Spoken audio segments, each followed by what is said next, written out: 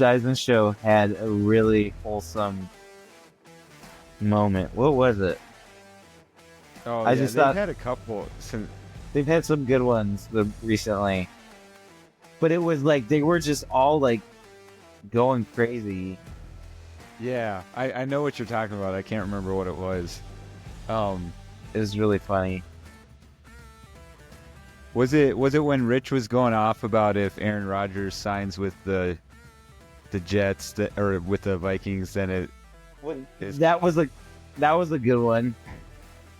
But then, oh man, I can't remember because I remember thinking I was like, this is, they'll make self-deprecating jokes about like Emmy, they go crazy in this like Emmy nominated show or whatever, and as if like that's gonna lose them the Emmy, they'll like make jokes about that, Oh, and yeah. and I'm always like, this is part of what I love about the show is like they're these like professionals, especially Rich is like pretty high profile professional, and yet they're on this daily podcast talking about it's like Acting as though they're in their living room or something. yeah. And Yeah. I think that's great. Like I prefer that. The Dan Patrick has a similar vibe, but I find them to be just a lot more crass, which I just Yeah. don't enjoy. Whereas even if they do get crass, I think Rich Eisen has enough just like he doesn't enjoy that there's Yeah. a certain amount of like propriety to it. Propriety?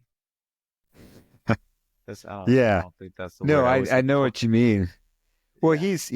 he's such a genuine family man too. Yeah. Like him and his wife and his kids and stuff. I don't know what all his supporting cast, I don't know what else you call it, is like, but I do think like a big piece to what makes that show so good is Chris Brockman and TJ Jefferson, and even Mike Del Tufo. Yeah. I've noticed in the last year that their behind the scenes guys are speaking up a lot more, or they have them mic'd more than they used to, and it's been kind of fun having some of that diversity out. I used to think anytime Rich would leave, I used to not listen to those episodes because it always felt more boring. But if they, depending on most of their like backup hosts, I'm like, I love Chris and TJ's dynamic, and Yeah, they'll bring out they come out. the like they really shine, and they're also really good at bringing out the like cool things about the host, whether it's Tom Pelissero or Kirk Morrison. I've always More, enjoyed it yeah, I've enjoyed him he too. sits and he's really thoughtful. Who's the really short guy? Andrew Siciliano. Yes. I Yeah, never think of him as short till I saw a picture. It was like, oh wow, he is really short. I didn't think about it till he made a joke about it being short, and I was like, oh, and I started noticing. There's also I think it's Jim Jackson. I think has his own Rich Eisen Show podcast now. Jim Jackson. Oh, I'm not sure. Really deep voice. He's interesting too. Yeah, no, I've thought about that too. I used to think they were boring. I still think Andrew, what's his last name? Siciliano. I think he comes off as trying too hard a tad. Yeah. But what I've noticed is, like you said, Chris Brockman and TJ Jefferson have seemed to like stepped up their game a little bit, and it brings a cohesiveness, even though the host may change. That just kind of like there's going to be just a very organic bantering back and forth that I find funny. Maybe not everybody enjoys, but I enjoy it. Yeah. And obviously, like anytime Susie's in. Susie's fun. Yeah. Rich has always said she gets better interviews than he does. Yeah. Which is funny. Yeah, so we're here. We were, I think we had our last episode at the end of the Vikings season, which ended very early in the playoffs after the wild card round. But we were going to do a post Super Bowl. I think we called the Super Bowl teams at the end of that one. I didn't even go back and watch I think I said, did I say Detroit and the Chiefs? I think I was very negative on the Eagles. I think you said Detroit and Bills, right? Was that my Super Bowl pick? I think so. That very well We should could go be. back. If you happen to be watching this and remember, you can drop a comment and let us know how we voted I since had the we're mea too lazy to. culpa. Yeah, go back and check. I had the mea culpa our nephews, because I remember at the beginning of the year they were like um asking me about the Eagles, and I was like, I forget what week it was. It was several weeks into it, and they were not doing well, and they were like, it sounded like Yeah. the Eagles were falling apart, and I was like, yeah, I don't think the Eagles are gonna do very well this year. It's like Well, go ahead. so for the listeners, I don't know that we ever publish much of the interview we did with Jordan Lehman in the middle of the season. I don't know, because the audio was so that got so corrupted, the audio, and I forget what all was missing. We kept getting disconnected. I think some of that was my fault, but I said in that interview, and I believed it. I've believed it for a number of years, that the Eagles have a Super Bowl. As far as personnel, they have a Super Bowl team. Yeah. And I think Jalen Hurts is probably the most underrated quarterback in the NFL for over the last 4 or 5 years. Yeah. But I don't think that ever got published. I wish that could have been published. Yeah. I also genuinely thought the Vikings were better than the Eagles. Yeah. And so I was like, I think they're going to win. And so I didn't give the Eagles a lot of attention. There's so much about the Eagles winning the Super Bowl where I was just wrong. Like, I still don't think Nick Sirianni is that great of a galvanizing coach.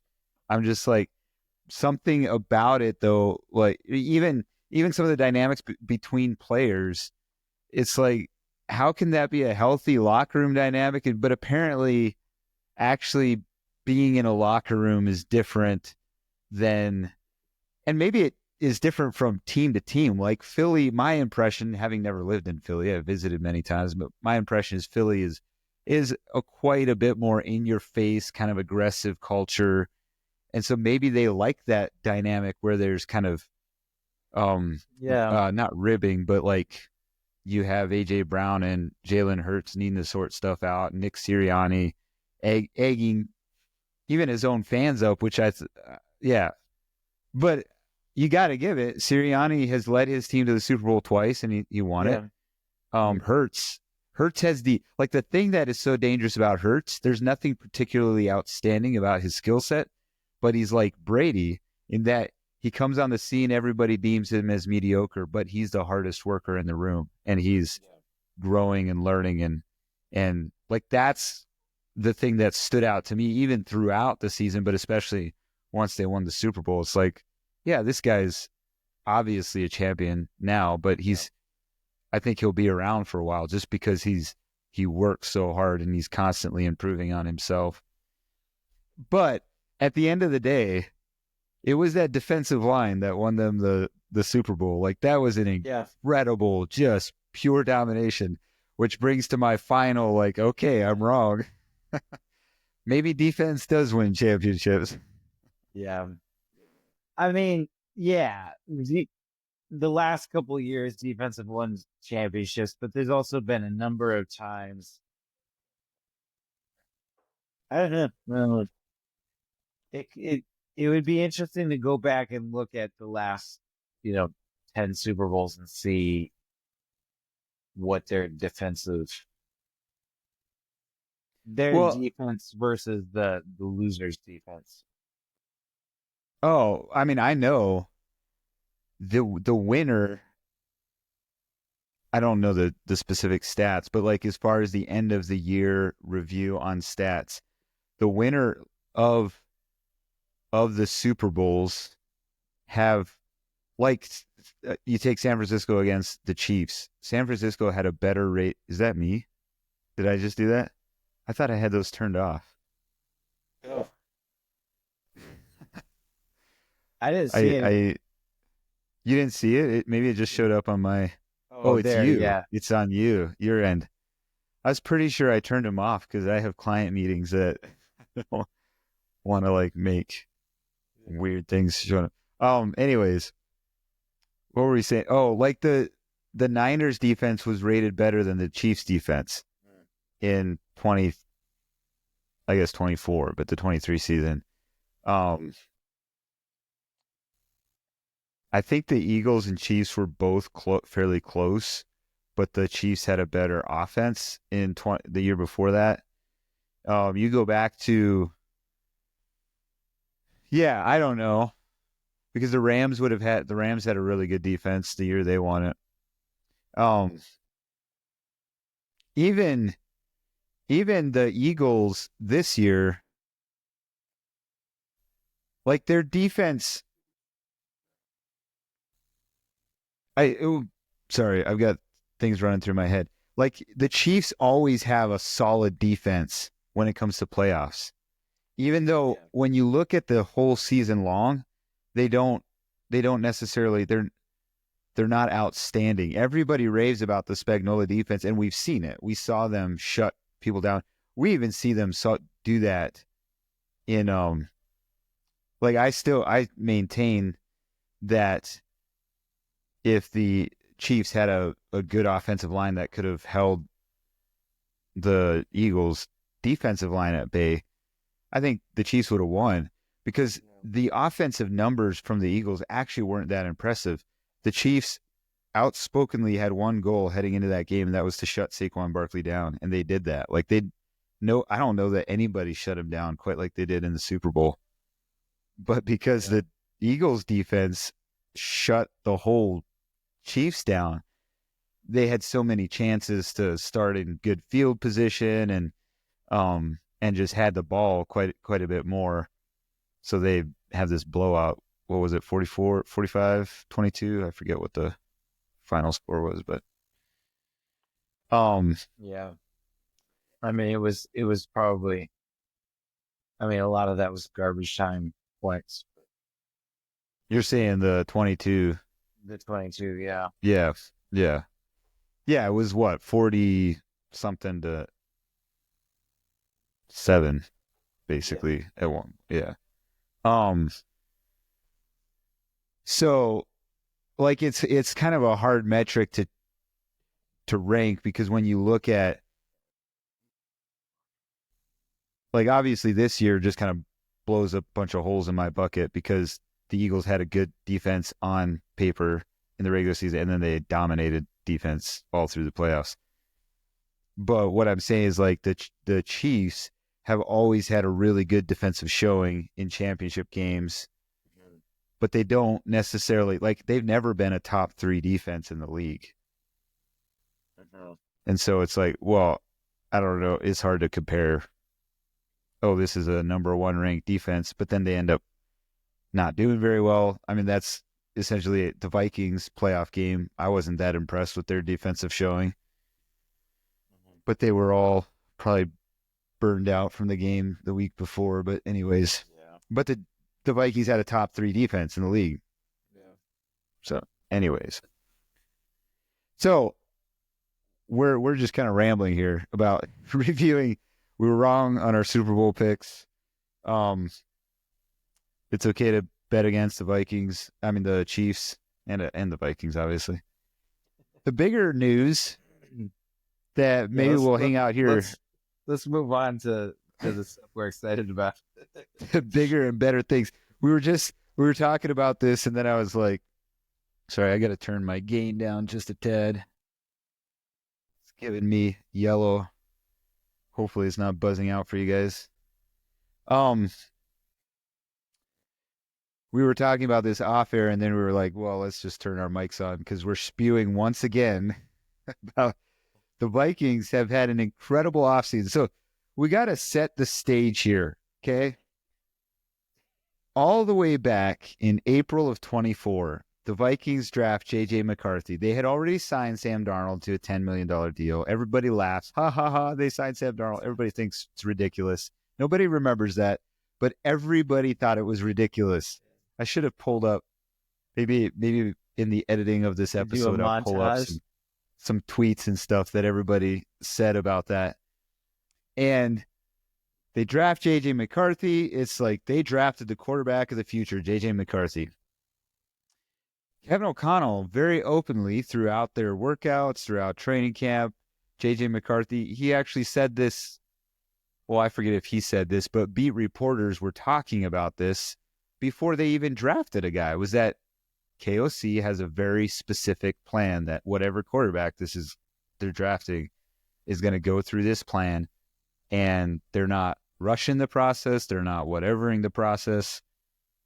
KOC made it fairly clear. I don't remember when, if it was right away in April or somewhere in the summer, but that Sam Darnold was going to start.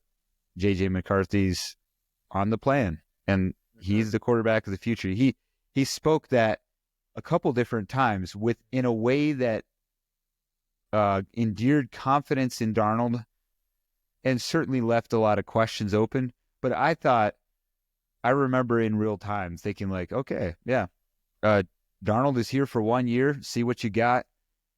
And there's no reason, if you listen to KOC and Kwesi, there's no reason to have ever thought that, couple things, that if JJ McCarthy hadn't gotten injured, that he would be starting. Like, the whole plan was to give Darnold a shot. What would have happened in the middle of the season when Darnold struggled a little bit? I don't know. That's all hypothetical. JJ was injured. But the idea that at the end of the season, the Vikings are like, oh, now what do we do? Do we sign Darnold? Do we sign? Sure, if they had won against Detroit, if they had won against the Rams and gone further in the playoffs, maybe there would have been a little bit more. But there's no indication from front office or anything that there's any sort of QB controversy in Minnesota. They have the QB of the future. All the talk, all the rage has been about the Vikings, what's going to happen with Darnold, and then they let Darnold walk. And you have Colin Cowherd ranking the Vikings as the worst team in the division. Yes, currently? Yeah, because he thinks they made a mistake letting Darnold walk, and nobody knows. Everybody's like, who's the QB in Minnesota? Nobody knows. Daniel Jones signed with the Colts. They got to get Rodgers. Nobody knows. And it's like, come on, guys. This has been very clear for a very long time. And I think every fan in Minnesota is so ready there is no way we as fans want to run it back with Sam Darnold after watching God bless him. I hope he has a great career. I would rather have the guy we know is a winner. He's won state champion in high school. He won the college champion. Yeah. But even more so, he's being developed and mentored by KOC. So this is now KOC's year. And obviously, I don't expect McCarthy. I don't know if they'll win more than 11 games this year. But give the next 3 years and what's going to happen with JJ McCarthy. If JJ McCarthy's a flop, then that tells the story on KOC's coaching career. But mark my words, Sam Darnold's going to go have a mediocre, maybe a good year, but whatever. And people are going to start calling him a fluke. And so everybody's like all in on Sam Darnold. Oh, how can Minnesota let him walk? Who's their QB? And then they're going to trash him as soon as he struggles. And everybody misses. No, this was KOC the whole time. He's really good at developing quarterbacks. And so that's why everybody in Minnesota, first of all, is ready for the JJ McCarthy era. And secondly, is really hoping KOC never picks up the phone and calls Aaron Rodgers, no matter how much Aaron Rodgers says he's waiting on KOC. Anyways, that's kind of my framing of as we enter this free agency season. Do you have any more before we get into what the Vikings have actually done in free agency? Yeah, I mean, I haven't really thought about I'm not quite, I don't interact with NFL media quite the same in the off season as I do mid-season. Yeah, so I didn't see that list by Colin Coward. Um, I'm not surprised that people would have them low. I think that, yeah, I don't know how you put them last in the division. I think I've respected like I think Rich Eisen did this. I I've I respect that folks are saying they're a 14-win team. They are there are a certain amount of expectation that they now have because they played for the conference. Like they played to be the second best team in the NFL. Um, they were they had the second best record in the NFC. Um, so like, and now they're moving to their second round, not second round, their top 10 first round draft pick. Um, and so you're a 14-win team. You're not a bottom feeder team. You're not a team that won, the first overall pick, and now you're, the Bengals with Joe Burrow or the Bears with Caleb Williams. You are a 14-win team who is now moving on to like essentially your rookie quarterback who did not tear his ACL. He did not tear any of these things. He tore his meniscus. People keep getting that wrong. Yeah. Um, And it's the second procedure was an inspection, not yeah, it was there was no checking out. surgery. Yeah. It just feels like all of that is blown out of proportion. It feels like it's high level, national media who they don't have time to get things accurate, to get accurate pictures, to um like everything. Did you I think this was either a Locked On or a Score North episode, but I was listening. They were talking about what Phillips um defensive lineman for the Vikings, Oh, um Harrison Phillips. Harrison Phillips said that JJ McCarthy came up to him after he, had his surgery, came up to him and asked him as a veteran on the defensive side if he could watch film with him so that he can better understand the defensive perspective so that he can then apply that to his offensive mind. So like the locker room is raving about JJ McCarthy. Like this kid is Yeah. ready to go, ready to step into a 14-win team that did not we lost we like you were saying, we lost our bridge quarterback. Like that was expected. I think, I had some discussion with people on Twitter about like, you know, one person was like, you got to franchise tag Sam and trade him. And you know, there's been plenty of like legit reporters who study, like one guy who studied the cat, like a capologist or whatever, who was saying it would not make sense to franchise Is that a tag thing? Sam. What? Is a capologist a thing? Yeah, yeah. Well, Oh, that's really? that's what people call them, like people who Studying are, how the cap works and how, yeah. So that yeah, like the interesting. Vikings actually have a guy. I forget what his name is. I think he's been there for like years and years, like through several coaches. I think who Okay. basically his whole job is to do the math on like if we sign someone for this amount and if we like sign him for this many years and put Yeah. backlog the money or whatever. Sorry, I Well, interrupted you. no, You it's were on a fine. roll, but yeah. Um, like all these different reporters who know the details of like the cap and the way trades work and stuff, like saying that you couldn't get probably a pick, like a draft pick for Sam that would exceed the value of the The what's the franchise term? tag. Well, people were saying they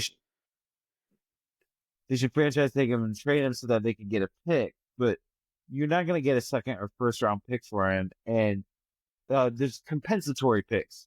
So like because we lost Sam Darnold and all these free agents, there's like this. No one totally knows how the math works out, but essentially based on who you lose versus who you bring in, you get a compensatory pick to make up for the value lost. Yeah. And so they were saying that you couldn't essentially get that much more for Sam by trading him than you would through his compensatory pick that we would get back for letting him walk. And so the risk of signing Sam to a franchise tag and having all that money, and we're gonna get into this, but like all the things Quasey has done with cap space is incredible. And yeah, so all of that to say, like the idea that the Vikings are somehow falling apart because we let Sam walk and are taking that exact same team that has now been improved and giving it to our first round draft pick, who could be like a Joe Burrow. Like he could be, his potential is at the very least Jalen Hurts. Like they're not apples to apples, but like at the very least he's a middling quarterback with the best wide receiver, one of the best coaches, an incredible receiving core, and now like a really good running core. I forget what all I was saying, but yeah, like just this idea that the Vikings are going to fall apart.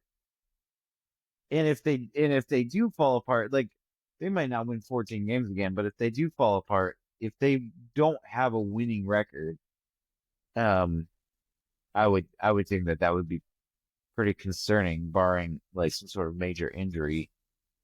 Yeah, I mean, obviously, all of this is in light of injuries can happen. I mean, Christian Darrisaw missed half the year, and so we now have 4/5 of the offensive line are Pro Bowlers. Are like they're rated, and so like part of we were talking off air, like why once again nobody's talking about the Vikings. Like somebody said, I think it was the Rich Eisen show. They talked about how the Bears won the offseason last year and they've already won it this year. And I'm like, what?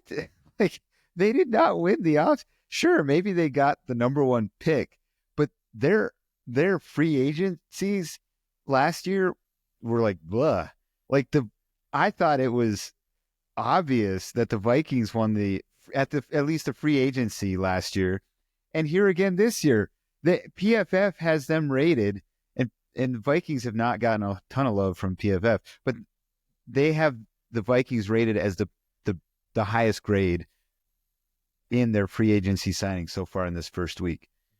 And nobody talks about that. Now, I know PFF is like this really obscure, it kind of depends on what you're looking at. Some people will take the number, other people will be like, oh, that's just PFF. Sure. And there's plenty of concern, kind of to my point. Will Freeze, Ryan Clark, I always say Ryan Clark, Ryan Kelly, Christian Darrisaw, like, Brian O'Neill. He hasn't been injured. Like, there is some injury history a little bit, but what's different is Will Freeze is young. Ryan Kelly's contract is incredibly team friendly. Like, I don't know why Quasey doesn't get more love just as pure genius as a GM, and the ability to balance the needs of what he's hearing from his head coach, who's very much offensive minded. We'll get into this too. I love some of the stuff that KOC is shoring up, and it really looks like they're like, I don't know that I've ever seen in any Minnesota sport just the off-season intentionality of like, we're going to continue improve upon improve ever since this regime has come into place. They talked about the competitive rebuild, and everybody in Minnesota freaks out because we've seen competitive rebuilds before. and it's like this flowery way of making you sound competitive.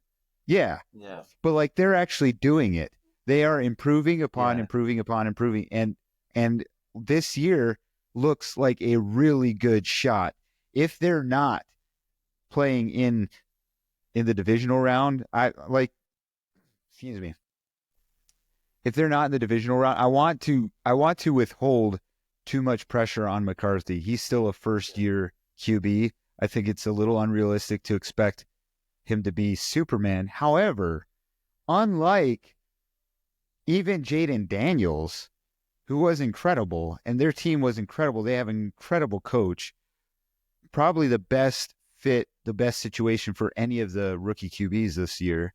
Like, even more than him, JJ McCarthy has a surrounding cast that is ready to go. And he doesn't have to be the hero. He can be a mediocre first-year QB, and I think they should be able to be in the divisional round winning a game. Let's say if they happen to, like, now's the year where I'm like, okay, if KOC doesn't come out with a 1 or 2 wins out of the playoffs, then I'm going to be a little bit, I think there's some real criticism that can be fired his way.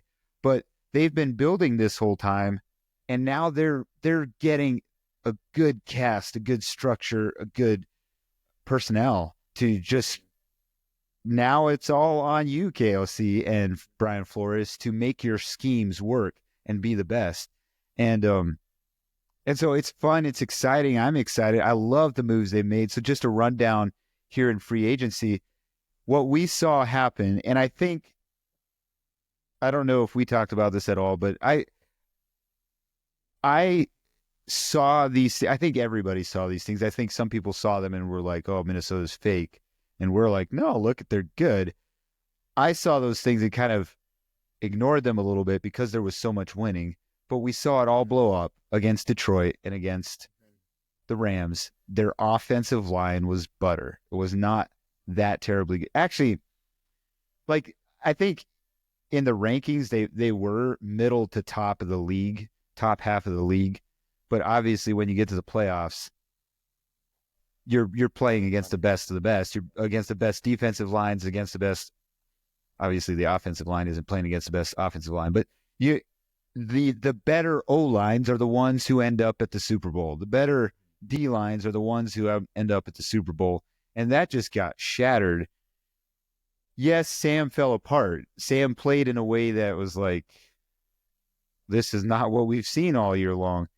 And it was interesting listening to his press conference I didn't watch the whole thing, but I watched some of his response to questions and stuff with Seattle. And I admire the fact that he didn't shy away from that and he took accountability. And because there was a lot just watching those games. It was like, man, Sam just totally fell apart. But I'm so grateful. The first things, they shored up. So the Vikings brought in Ryan Kelly, who is one of the best. He's the best of some. I think he was like the best PFF grade center over a period of time. I forget what it was, because that would have included, maybe it was just last year. I don't know. Was it like passing versus running or something like that? Pass maybe block, right? I don't know.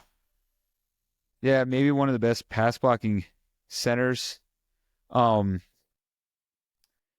He was injured some last year. I think he missed 5 games.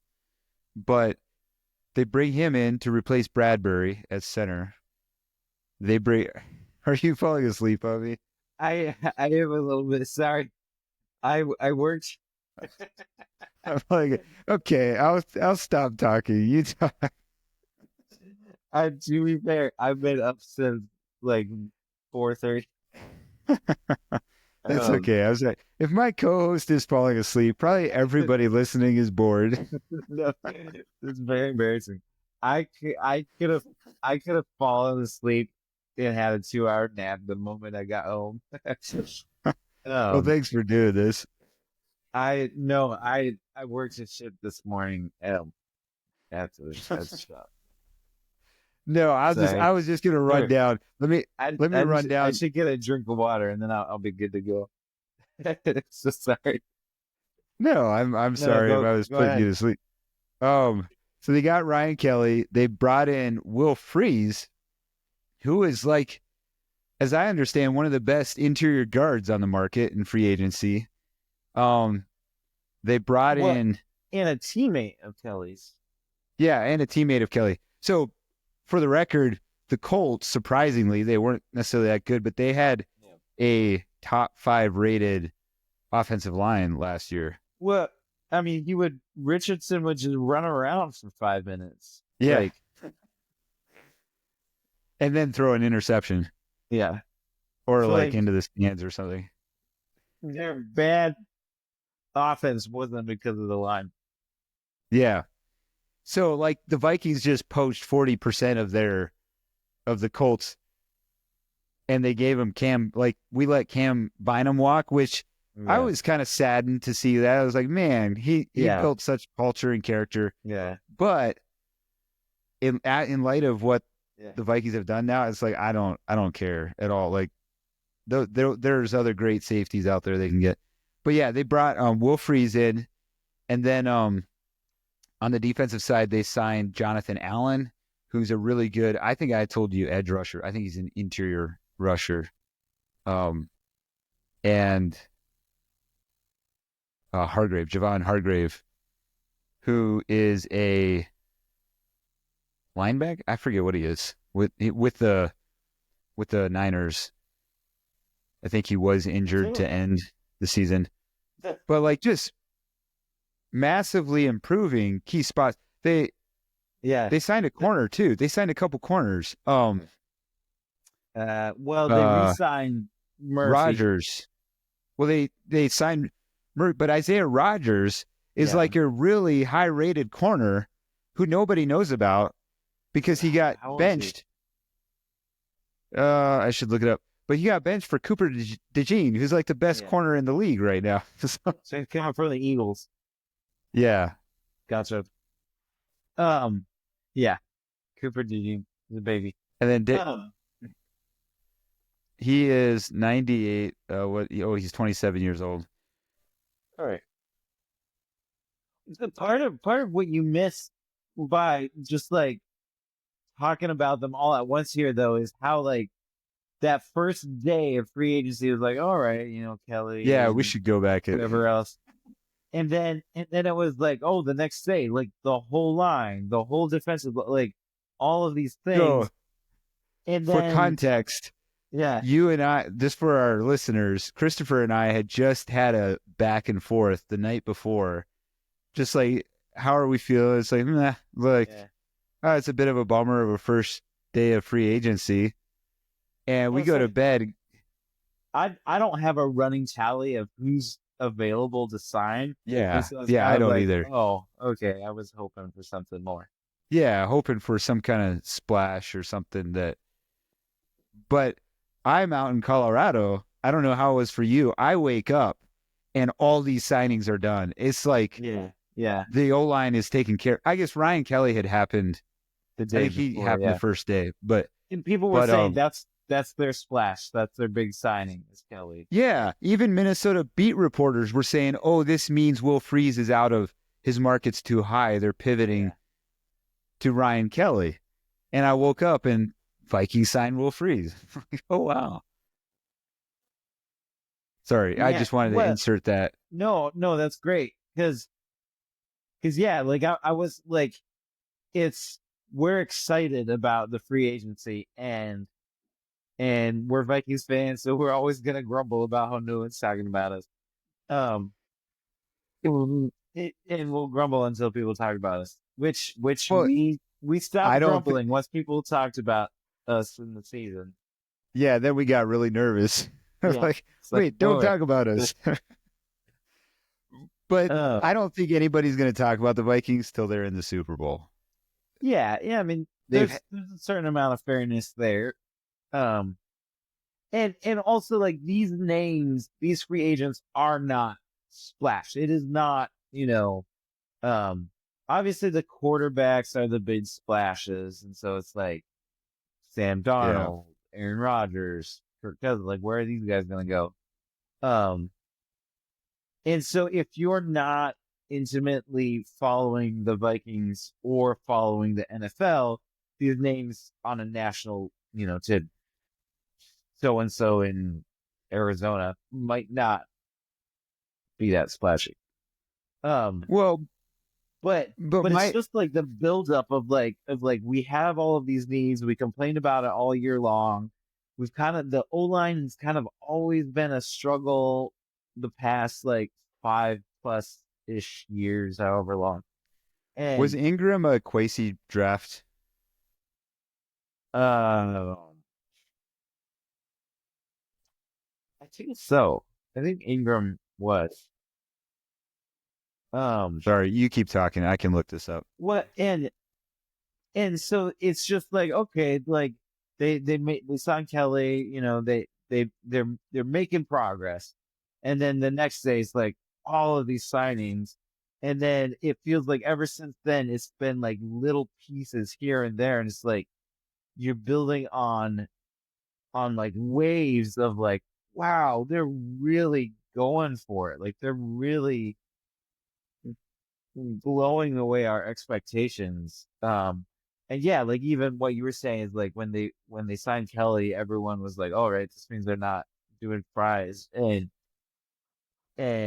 well, no, they did him, and they did the the defense, and like I was sad about buying him, but it's more sentimental. And like like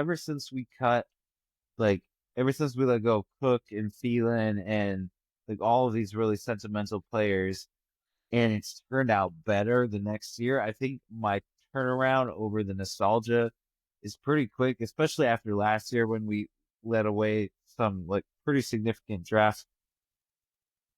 significant players and signed some free agents who were just as fun and just as like even more talented and like we were able to do a lot more. Um, Yeah. I'm, I'm less and less. It's like, okay, Bynum was great, but I mean, give me, give me a good defense over dances any day. Yeah. You know, Yeah. we Yeah. haven't That's even it. gotten to the running backs yet. But Yeah. No, we're still getting there. We're just, by the way, just as a caveat, this has been bugging me ever since they signed him. Is it fries or freeze? There's a freeze Whoop. in baseball that's a freeze. And Yeah, I'm pretty sure here on Luke Google, I just Braun, looked up Will Fry. I'm pretty sure it's supposed to be freeze. Luke Braun said he looked it up and it was fries. So I've been saying fries, Well, but I noticed everybody switched to fries after the signing. Just a second, let yeah, me listen to something here. Oh shoot. Can you hear that? Does there's that a come through to you? no, I can't hear you. There's a Matt Freeze who's like a reporter or something like that. Or something. I No, don't know. I was just I won't listen to this. I gotta watch through an ad. But it says Will, the first name is pronounced W sound followed by the ill, You know how Fries. to The pronounce last it. name is pronounced with the F sound followed by the R sound as in fry, and then the EE sound as in sea. Freeze. Fries? Fries? Fries? No, it doesn't say Fries. anything about when it said as in the fry, that was specifically focusing on the R sound, followed by the R sound as in fry, and then the EE sound as in C. So freeze, which is how like all the freeze in baseball are freeze instead of fry. Like they're spelled like fries, but they're freeze. You say freeze.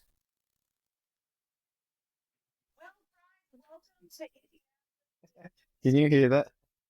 Yeah, but that's that. I want to hear him pronounce his name.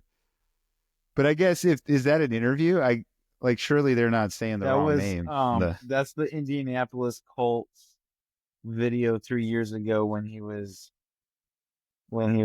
joining the team. Will Fries. Okay, I will say Fries then. Because even though it makes me hungry when I say it. did you see that joke? Everyone was like, when they signed Kelly, everyone was like, "Will you take fries with that?" Oh yeah, I did not see the Uh, joke. That's kind of. I hope the O line is better than the jokes. eh, they should be. Hopefully, yeah. Yeah, it's just it's interesting to see. You kind of touched on this a little bit, but it's interesting to see how the things like so often in life, us peons are sitting here like talking about, oh, they need to do this or oh, they need to do that, or like in movies, it's like, oh, I wish they would have done this thing in the movie or whatever, and it's like that are like someone's reviewing a movie or like talking about a sports team on YouTube or whatever. And it's like, man, if only that guy was in charge of the team, or if only that guy had written the script, it would have been such a better movie. It's like, why don't these guys get hurt? It's like they are listening to us, which is not exactly what you want a GM to do. I don't actually want to find out. It's like, oh, we made our decisions by listening to the fans. It's like, no. Yeah. But No, it's but like there is a sort of feeling of like, for the first time in my life, they're actually addressing the thing that we have all collectively been like, this needs Yeah. fixed. Well, and KOC has been accused of giving word salad, even Quasey, of giving word salad and stuff. I'm like, after this, I'm like, actually, I don't know that they have. Like, they have been when you listen to what they've said right from the get-go, and praise God, they did not do any like in their opening press conferences, like, we're gonna Oh my take the gosh. North, not give it. Oh, Yeah, I like to just play against Matt Floor. I don't know why people do I that, like but to beat Matt LaFleur pussy. the moment I heard that, yeah, I'll put it on there. Here's a hot take. The moment I heard that is the moment I'm like, the Bears are gonna be last place again. I hope Ben Yeah. Johnson is way better and all that, but No, I I don't. don't I don't get why people. Yeah, I don't either. But For the sake of my Bear fandom relatives, I I hope that they enjoy football, but I yeah, don't. I hope it's I don't want. competitive. I actually personally think the Packers could be in last, or Detroit. Like, with all Detroit's proven themselves, so you can't predict their downfall until they actually fall. But like, it's been interesting. Yeah, I'm curious how they'll bounce back with losing so much key personnel and so forth. Excuse me. Um, Having said all that, I think Dan Campbell learned from his first year. He pivots. He gets Ben Johnson as their offensive coordinator, and I think he knows who to hire to replace him, or what to hire. So I expect them. I think we should assume they're going to be the division winners until proven otherwise. But um, all that to say, what was I saying? Quasey and KOC, like, when they came in and they're talking openly about competitive rebuild and championship and all, like, we all freak out because we've heard that kind of lingo before. And even even with some of the injuries in times past, it seems like coaches aren't entirely honest with us about things. But what's interesting is when you look back at, let's just for the sake of time, let's just look back this year at 24. But Aaron Jones, we thought he'd be out a few weeks there for a while, and some local beat reporters like Score North and who would the beat reporter actually? His name is not One of the Score North coming to mind guys. right now. No, the actual like local Kevin And Seifert or guess, somebody. oh, Kevin C. Oh, the ESPN guy. Yeah. Yeah, like with actual media agencies, but um like they often talk about KOC's word salad and like you can't get much out of him and stuff. It was like, at the end of the day, Aaron Jones actually didn't miss. He missed a lot of quarters, but he didn't miss games. He wasn't out. The injury didn't seem to be worse than it actually was. It wasn't like they were trying to hide something. And overall, like, the plan, they've actually been executing on what they've said they were going to execute. And so kind of to your point, it's like, yeah, on one hand, it's like they're hearing us. But on the other hand, part of what's frustrating to Minnesota fans is that there's things that are obvious to the viewer. It's like, you got to improve this, you got to improve this, and nobody does anything about it. Here, it feels almost like they see beyond even what we're thinking.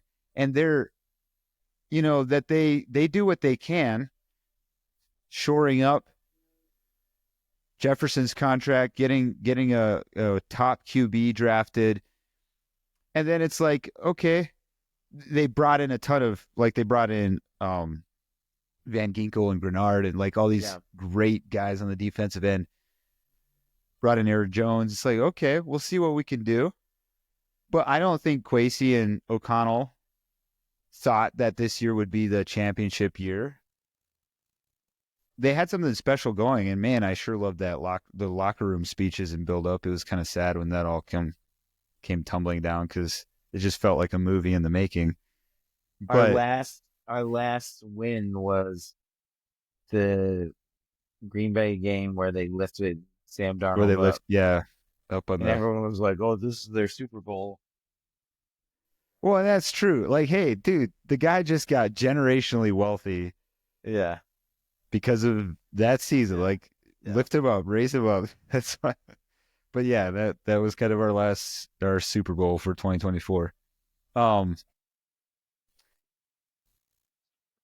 that to say, then we get to this offseason and they're like pulling things like you said, things we didn't even expect or see. Like, oh, I didn't know Will Freeze and Ryan Kelly were on the market. Like, I thought they would have to draft a guy out. Like, I just thought the O-line would be something they'd have to be careful with and pick their one first or their one they have a first round pick, right? But then they missed several rounds, I think. Because except I think they got a third round as a compensatory for Kirk Cousins. So oh, did they? Okay. Yeah, that just came through. The compensatory picks were just announced. So they have a 1, a 3, and then I think it's like 6 and 7. 5 and 6. So here's the thing. Yeah. We wake up this morning. I actually saw it. I was up in the middle of the night using the restroom and I saw it. The Vikings, I saw it someplace obscure. I was like, wait, is this real? I forget what I was watching or looking at, but it was like the Vikings traded for Jordan Mason. And I'm, what in the world? What did they give up? Like, immediately I'm thinking through, oh, is Addison gone? Or is somebody else gone? Which I'm not sure I would have been opposed if they could have signed Kupp to them trading Addison. I know Purple Daily ran this hypothetical a little bit to get from the Jets, Sauce Gardner. That would have been crazy. But I'm glad they didn't sign Kupp for $45 million or whatever he got with Seattle. What he got? Anyways, the Vikings have Jordan Mason coming from the Niners. They gave up a 6-rounder next year in 26, and then they swapped whatever pick 160 is for 187, I think it was. So they moved back like 27 spots in this year's draft. So, like, we can talk Jordan Mason a little bit here, but they literally have all their major issues filled. You could argue who's going to replace Bynum at safety? I don't know. Could they improve at all at corner? I don't know. Like, maybe. But they really are set when they only have 1 or 2 top 3 round picks.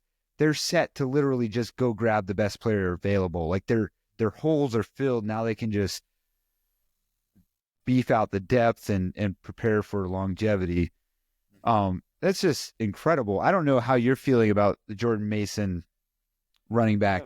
I had Jordan Mason in fantasy, and before he got injured, he was scoring, as far as fantasy points, on the same par as Saquon Barkley. Yeah.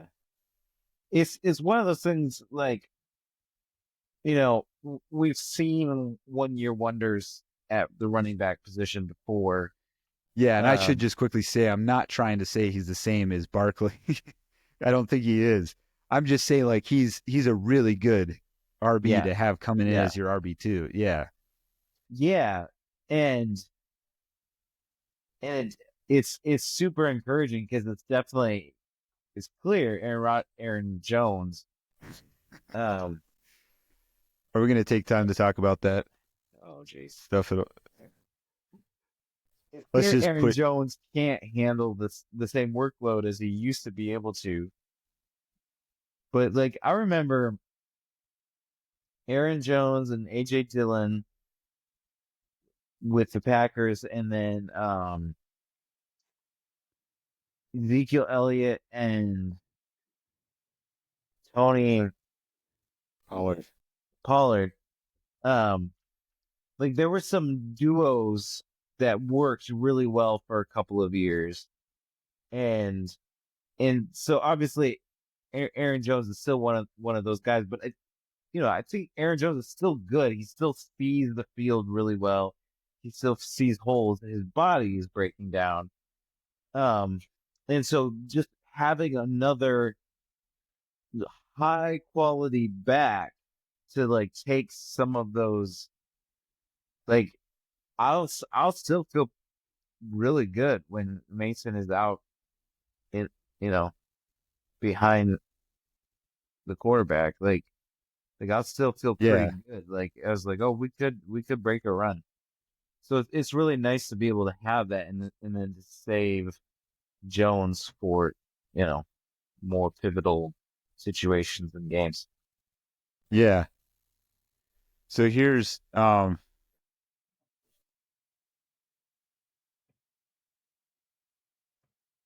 trying to. Yeah, I genuinely I remember thinking because McCarthy was out for quite McCarthy. What's his name? McCaffrey. Thank you. McCaffrey was out for quite a while last year. I guess he never really did. So then he re-injured himself. But yeah, Mason did incredibly well, and I remember when he played against us, like he lit us up. We still beat them, but yeah. Yes. Sorry, responding to. Yeah, no. So Jordan Mason had a hundred. Let me see if I can bring this up here. I should probably go sooner rather than later. Yeah, I need to as well. I just wanted to quickly look up some of these things, but I can't find Jones. Why is Jones not on here? I heard this stat, but now I can't find. Where is Aaron Jones? This is 24, right? Yeah.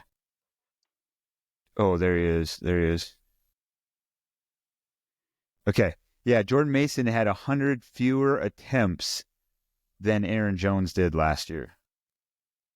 So Jordan Mason had 153 attempts. Aaron Jones had 255.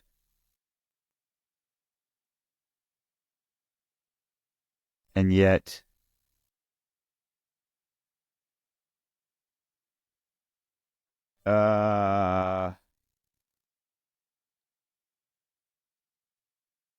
sorry, I should have looked this up ahead of time. The yards, so Aaron Jones had about 400 more yards than Mason did. Mason had 780. Where did it go? 789. Aaron Jones had 1138. Yards after contact. Aaron Jones had 2.1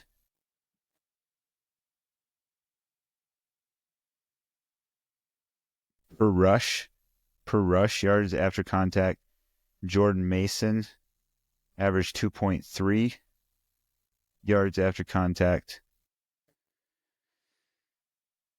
anyways, I won't go through all this now, but just the like when you look at, that's what it was. What is, sorry, let me do some real quick calculations. When you look at the average, so if you have 1138 divided by 255, 4.46. So Jordan Mason averaged 5.16 yards a rush attempt, and Aaron Jones averaged 4.46 yards per rush attempt. So like Jordan Mason actually averaged, even though, yes, he was injured, he missed most of the season, and he was the Niners' backup, but like he was better with yards after contact. He was better with yards per rush. Mason got injured? Yeah, Mason was injured. I would have forgotten that. He got in, so he was like red hot. He was one of the best because even like he was right at the beginning. Minnesota played them in week 3, and he carved Minnesota up. Yeah, but like Barkley hadn't really broken out until a little more middle of the season, and like I remember there were several weeks, at least 3, if not 4, where Jordan Mason was like the best running back on the week as far as yards. But then he got injured and he was out. Let me just quickly see that. I would have forgotten that. Yeah, man, 49ers really just got humbled. I blame that for why my why my fantasy team didn't do very well. I won the championship. I forgot. It's so short, the enjoyment of the championship. He missed 6 weeks. Or at least 6 weeks. An MCL sprain. What? Oh, I said the joy is so short-lived of winning a championship. I'm just like right back. Right back. You gotta prepare for the next one. All starts over from ground zero. Like Tom Brady said, what's your favorite ring? The next one. Yeah. Yeah. The futility of winning. Yeah. So I get, like, this was the question where we got to wrap this up, but this was what I was thinking I'd ask you, like, as we were heading into this episode, is like, do the Vikings have the best running back duo, at least on paper now? Like, obviously we're not going to try to claim that they're better, that the Vikings have a better running game than the Eagles or than Baltimore, right? Like, Barkley and Henry, maybe even Jacobs. Kyron Williams is really good with the Rams as well. They stand head and shoulders above. But what is so exciting is we have to fix our running game. At the same time, everything's going to be going through the passing game. That's Kevin O'Connell's scheme. We signed Jefferson. Like, it's got to go through the passing game. But I can't think of a better setup for a running game than to have 2 guys who could be just as dangerous with that's another stat that I was listening to. I'm not sure what you call it, but like how many yards more than expected yards per play. So like, for instance, Barkley, you may see the formation, the play unfolding, and it's like, oh, here's a solid 15, 20-yard run, and he breaks off and takes it to the house or whatever. It's like, oh, wow, that's way more than expected. Mason was comparable to Barkley in the amount of yards more than expected on each play that he played. Obviously, he played significantly less, but as a play is developing, I don't even know what all the metrics are used for that. Like I said, I don't even remember the name of the stat, but he was top 5 of all running backs in more yards than expected for each play. So all those things, all that to say, I'm excited. I don't know if we'll do another episode, maybe around the draft, look at the draft or whatever. But as Vikings fans, I think it's fun. It's okay if people aren't talking about it. I just like you said, I was sitting here thinking like, wow, this is like last year was an incredible free agency, and now Kwesi's outdone last year even, and nobody's talking about it. Like Rich did his top 5, I think it was underrated or under the radar free agency moves or whatever, and never once mentioned Minnesota. Yeah. And so I'm just sitting there like, what?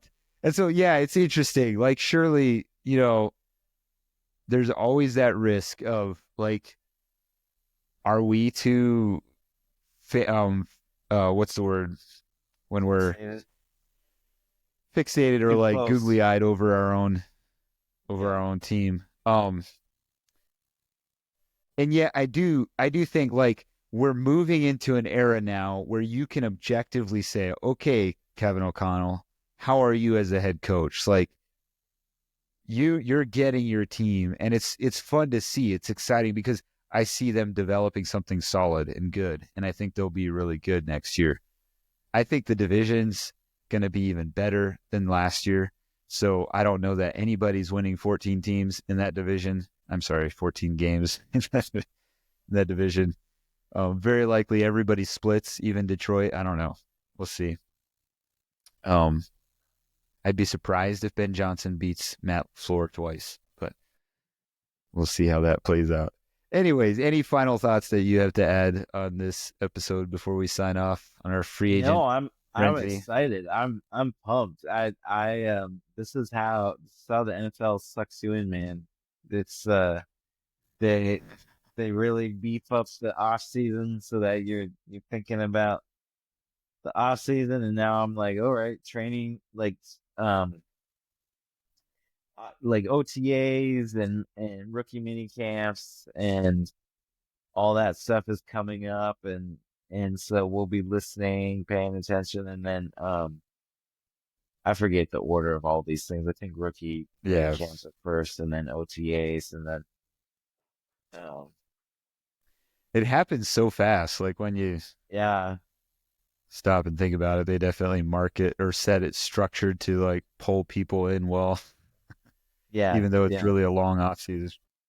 I mean, the NFL has done a very good job at making they don't call it an off season. The non-playing season is Interesting. is Serious? entertain. Yeah, is I entertaining. didn't know that. Um, Huh. well, because I mean, part of it too is in fairness, like the GMs and coaches, in some ways, it's almost more intense. Um, That's true. Yeah. whereas, the in season is more like structured. You have your week, you have your game, your practices, your off Tuesdays. Whereas, yeah. Yeah. Um. So yeah, I'm excited. I'm excited to see. I'm excited to start seeing. I don't know when they'll get McCarthy out on the practice field, but I'm excited to see what happens there. I'm excited for the Aaron Rodgers stuff to blow over. Um, What would you think of the Vikings? Which this we don't have time for this, but the whole Falcons Kirk Cousins stuff is just whatever. oh, What would you think of I them would be bringing okay. Cousins back as a backup? I would be okay with that. If he's coming back as Yeah, a backup and he knows it, I would be totally okay with that. He me he's too. his playing, might not be the greatest as far as like I don't know if I want McCarthy you know I want McCarthy to learn from the best, obviously, and I don't think Kirk Cousins is the best. But as far as like character, hard work, Yeah, being a team player, I mean, Kirk Cousins, he was benched last year, and everybody knows how much Kirk Cousins did not want to be benched. yeah. I mean, he threw away his whole stint with the Vikings, um, because he did Watch not it. want he did not want to Watch be him benched. come. Watch him come be backup QB, and they win a Super Bowl, and he gets to have his trophy in the closet or whatever. He probably sold that home, but Yeah, I've often wondered. I was like, I know sometimes players like Minnesota has a number of these where a player will come play there. I mean, he played there for 6 seasons. Like his his boys remember that as home, I'm sure. Um, mm-hmm. and so I know a lot of people will end up just living there, but like I don't know what it's like if someone Well, I like was if they leave Atlanta, then I imagine Atlanta won't necessarily feel like home. yeah. Yeah, I'm curious if they still have their house there or not. I was reading an article something about like apparently his wife has really missed Minnesota, Oh, which was interesting. interesting because wasn't it her that led them? Yeah, Doesn't she have everyone family said, down in? yeah, she's from Georgia. And maybe that was just media blowing things out. But yeah, Yeah. no, he in the interview he said, yeah, his wife is really. I forget what they were talking about, but to the effect of his wife has really missed Minnesota and all the yeah. I mean, come back as a backup, and then like join the coaching staff. Yeah. Yeah, no, Yeah. Yeah. I would. In many ways, Kirk Cousins would be perfect, which is why I was so frustrated when he left last year, because he could have spent last year with Minnesota. I mean, he wouldn't have gotten nearly as much money.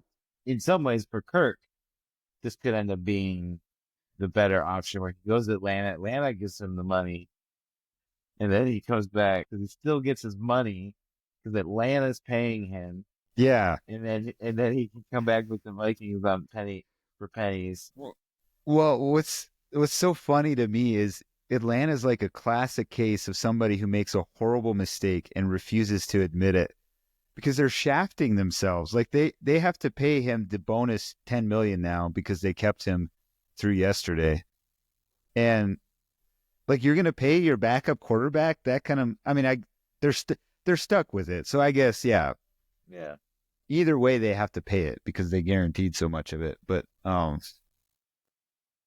Yeah, and so I guess I yeah. wish these teams. I mean, maybe agents and players are just better salesmen, but like, feels so obvious. Like I could have told you that Deshaun Watson wasn't going to work out, at least not in the way, not for how much money he was paid. Yeah. Um, I feel the same thing with Kirk Cousins. I mean, like, kudos on him for getting so much money out of such a mediocre career, but like and I think what's frustrating too is like I feel like they're shooting themselves in the foot. Like guys like Mahomes and Brady and Burrow, I think would be willing to. We'll see if he actually does. Um, like all of those players, they reach. Obviously, they're still making bank. Like, don't get me wrong, they still want their money. Structure them in such ways that they can bring Yeah. on more talent. And I've never understood. I mean, yeah, I guess what I don't understand is if someone's first priority is to win a Super Bowl, why they would hold up so much cash. I guess I understand it if that's not your first priority. If your first priority is that this is a job and I'm just going to make as much money as I can while I'm healthy, I guess I understand that logic, I guess. But what's the difference? Yeah, obviously, I've never made I mean, yeah, a very small fraction. I'm not sure you can see the fraction on paper to this much, but Wouldn't they even register on the pie chart. yeah, like what's the difference between 45 million and 33 million? Yeah, If yeah, right. 33 Yeah. million would allow you to build up a team where you could go win a Super Bowl, like I It's don't. not it's not about the money, it's about what the money represents though, Asher. That's what Kirk Cousins said. Yeah, like obviously Excuse me. every quarterback in the NFL the last 5 years has Kirk Cousins to thank for why they're getting paid what they do because he's single-handedly raised the floor. You might have to Yeah. look at Sam Darnold as the guy who reset it because people weren't gonna pay him more than $40 million. It'll be interesting to see what happens with things like that. Because I think it's ridiculous. I don't know what's going to happen with Brock Purdy. I think Brock Purdy's a fantastic QB, but I don't know why else the 49ers are letting so many of their guys go or shipping them off different places. Like, are they getting ready to cash in big? I don't think Shanahan's that foolish, though. That's not really been his motif with quarterbacks. I mean, the 49ers, I think their window closed. Like they went to a couple of Super Bowls. This happened in some ways. This is the final closing of the window for their first Super Bowl with Garoppolo. Yeah. 5 years ago, or however long it was. And in so many ways, I think they're forcing the window shut quicker so that they can open a new one. Yeah, that's true. Yeah. Which is in many ways what the Vikings did as well. Like they sent some of their older players, and it's always sad because like we went to a NFC Championship game with Diggs and Thielen and Hunter and what's sad too is Hunter's going to go to his new team and be the second best in sacks in the league that year. Yeah. Like he did. He's great. Yeah. He's worth the money. But we also look and say the Vikings defense is hands down better than it was before. Yeah. Anyways, we got to go. Yeah. You guys doing anything this evening or? I think a couple from church just had a baby, so I think we're taking dinner. Oh, okay. To them. Very good. Congratulations on the baby. You guys do anything? Yeah, we're having people over this evening, so nice. A few hours. Yeah, well, thanks for listening. If you followed along with us, it's been a fun joyride, kind of a hobby project for us to be able to just debrief and control the narrative for this hour and 20 minutes. Yeah. You're going to talk about what we want you to talk about. If you're listening, I guess you're listening to an hour and 18 minutes about two randos talking about free agency. Just trying to bring some attention to a long-lost purple fan base. Anyways, we'll let you all go. Talk at you next time. Forget who it is. Somebody on their podcast always says, talk at you next time.